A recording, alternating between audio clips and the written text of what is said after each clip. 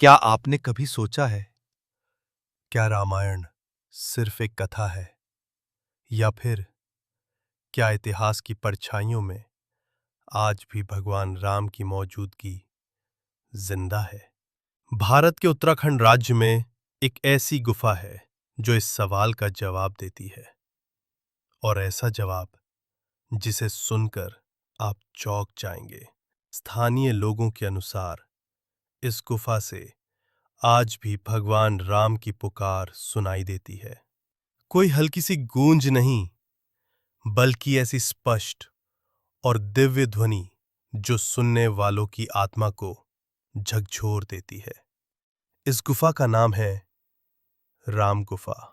ये जगह सदियों से छुपी हुई थी, लेकिन हाल ही में जब वैज्ञानिकों और शोधकर्ताओं की टीम यहां पहुंची तो उन्होंने जो महसूस किया उसे शब्दों में बयां करना मुश्किल है।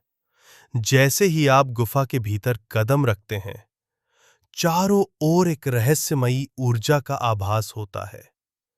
दीवारों पर रामायण के प्रसंगों जैसी आकृतियां, और गहराई में जाते ही आती है एक दिव्य आवाज, जैसे कोई राम राम पुकार रहा हो।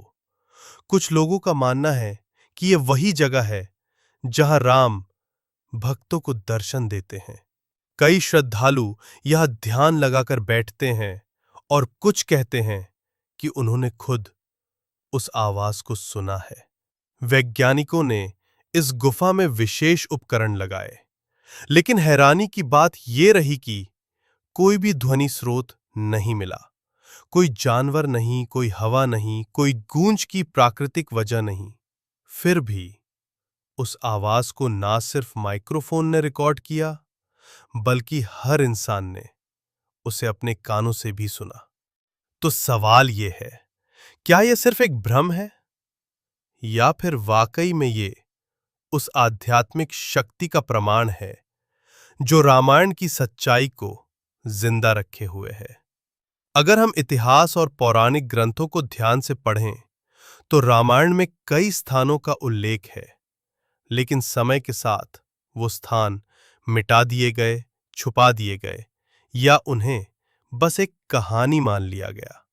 पर जब कोई गुफा अपने भीतर वो दिव्य ऊर्जा समेटे हो, तो क्या हम अब भी कह सकते हैं कि रामायण सिर्फ एक ग्रंथ है?